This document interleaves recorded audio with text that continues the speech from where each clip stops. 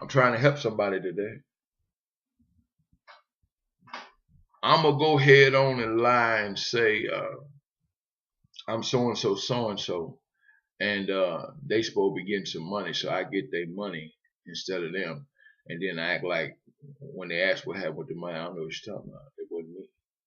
See, the devil wants you to lie because of fear. He wants you to sin because of fear. I can't pay my bills, so I'm going to go ahead on the lie. I'm going to go ahead and cheat. I'm going to go ahead and rob. I'm going to go ahead and do this so I can do this. But you to put yourself in a world of trouble. See, I'm telling you, and one lie leads to another lie, to another lie, to another lie. It's a chain reaction. Once you lie, you got to keep lying to keep up the first lie. Fear and anger, I'm telling you, it'll destroy you. Verse 9. And he brought him up to Jerusalem and set him on a pinnacle of the temple and said unto him, If thou be the Son of God, cast thyself down from hence. For it is written, He shall give his angels charge over thee to keep thee, and in their hands they shall bear thee up, lest at any time thou dash thy foot against a stone.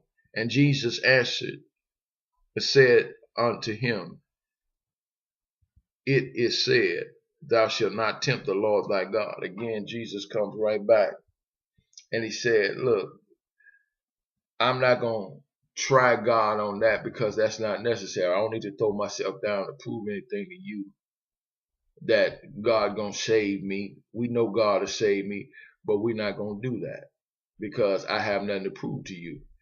Stop trying to prove something to the devil. Stop trying to prove I'm like everybody else. I'm better than everybody. No, I'm just a child of God. I just want to share my faith with somebody. I just want to help somebody to live a more productive and effective life for Christ. That's it. That's my whole story, y'all. I ain't no better than nobody else. I just want to tell somebody about how good God is and how he can make a way for you and how he can deliver you from every addiction in your life. Some of us is just addicted to watching TV. It ain't sinful, but too much of anything becomes sinful because you begin to worship it. And God don't want to share the worship with nobody. Okay? Glory be to God. Let's look at verse 13. And when the devil had ended all the temptations, he departed from him for a season. That's what the devil do. He'll depart from us for a season. In other words, he'll depart long enough so he can regroup and he'll come back with something else. I want to look at Matthew, the 6th chapter. Matthew, the 6th chapter, verse 33. Matthew, the 6th chapter, verse 33. You need to see this. We always say this. Matthew, the 6th chapter, verse 33. But it's good to see stuff in person. But seek ye first the kingdom of God and his righteousness, and all these things shall be added unto you.